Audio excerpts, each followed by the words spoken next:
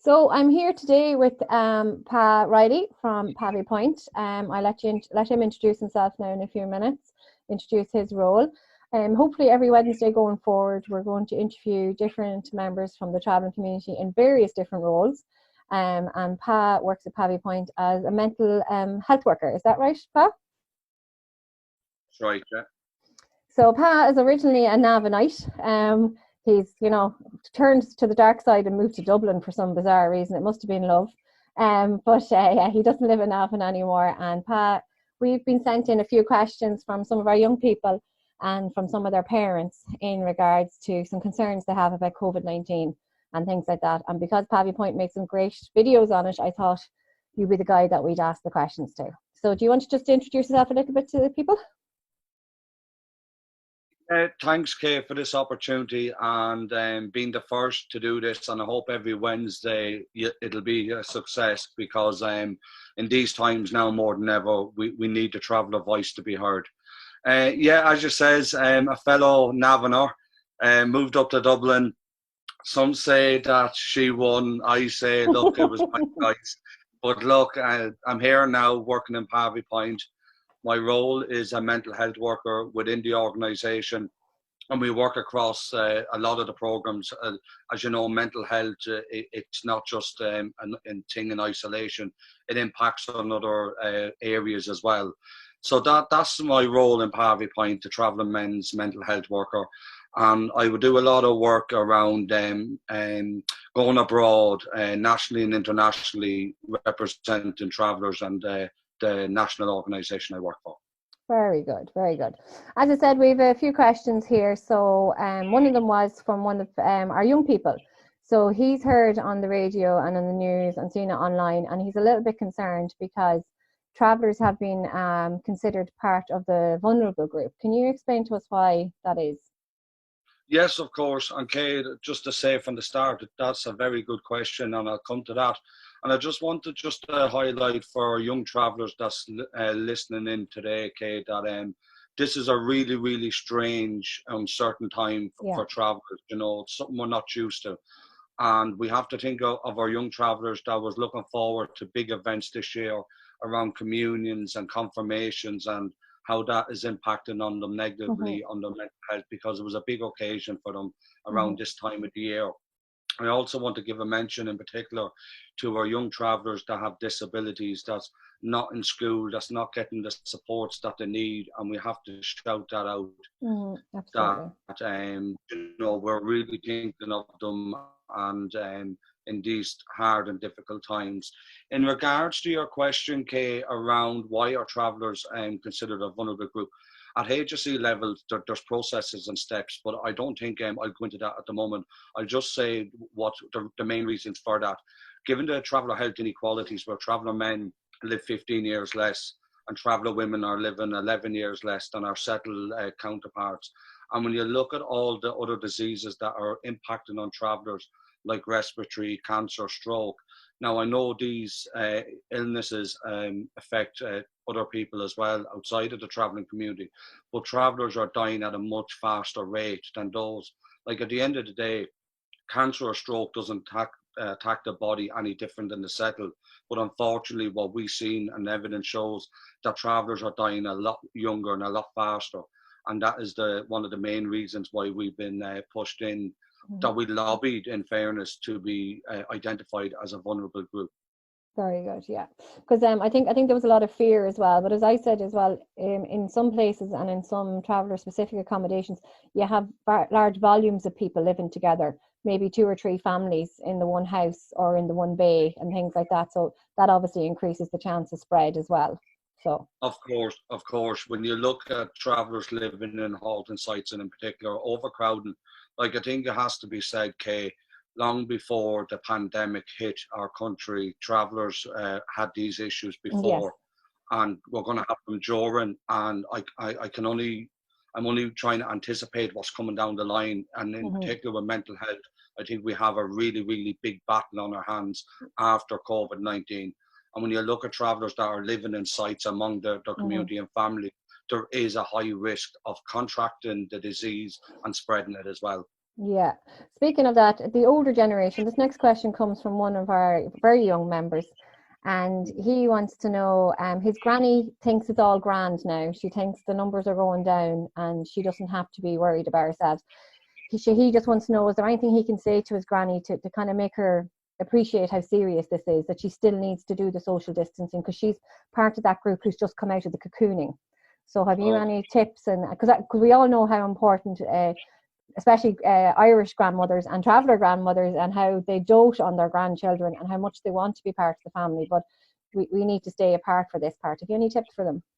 Again, Kay, a very, very good question. And I think it's also just to say to that young person that they need to mind themselves, because taking on responsibility for other family members can have an impact on a young person.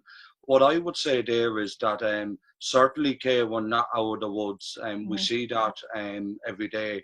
And I think that the granny could hear stuff like that, how important she is. And I'm sure the young person is saying that.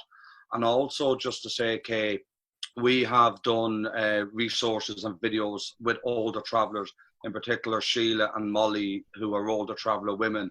And I would certainly, I'm going to give you the link to share, and maybe that young person can show their grandmother older travellers saying their piece about the social distancing and how important it is. That'd be great. And just to say, it would be, Kay, because funerals are very common with the travelling community, and we want no more funerals. You know, we want travellers to get through this. We want our people to stay alive.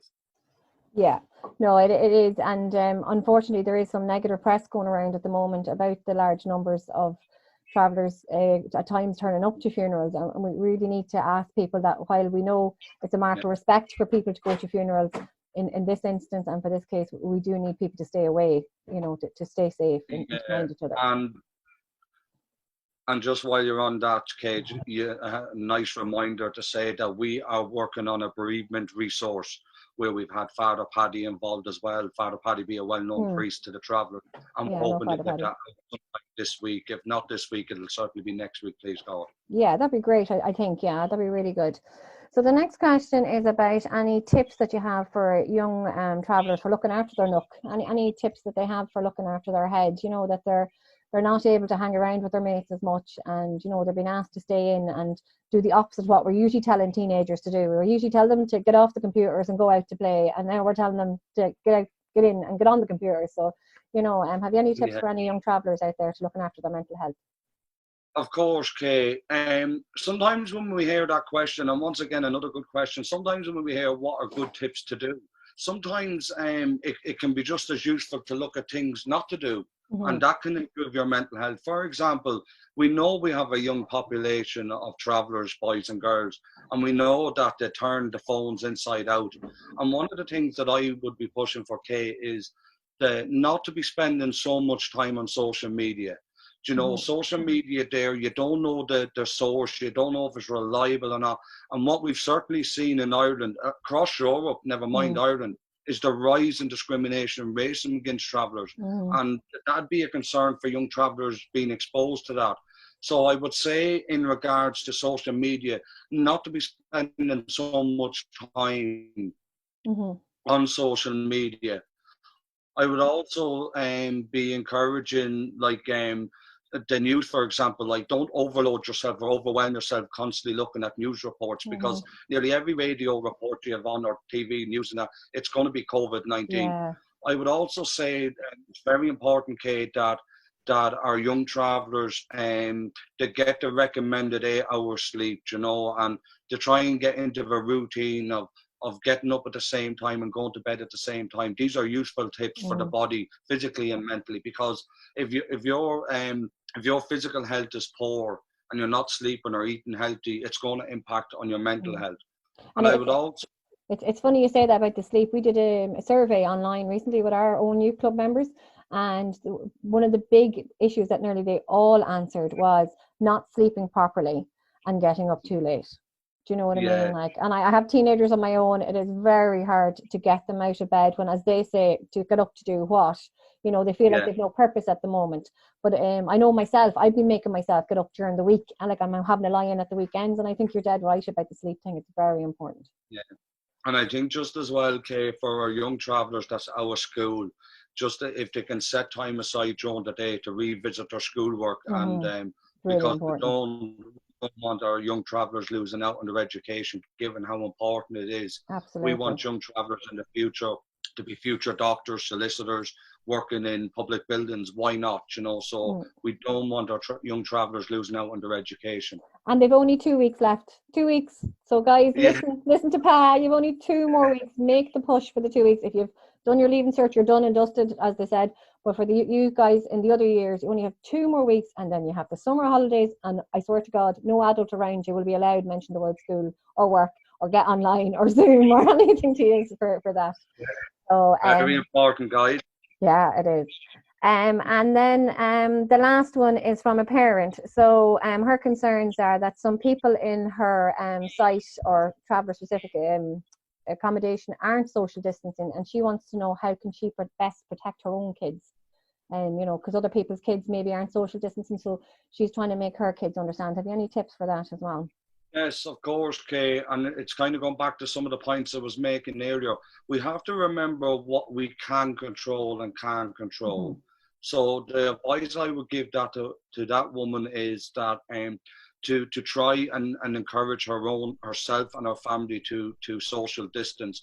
And going back to our younger travellers again, maybe set out a routine for the day, that she decides, say, for example, okay, at a particular time, I'm going to go to the shop and shop for the family.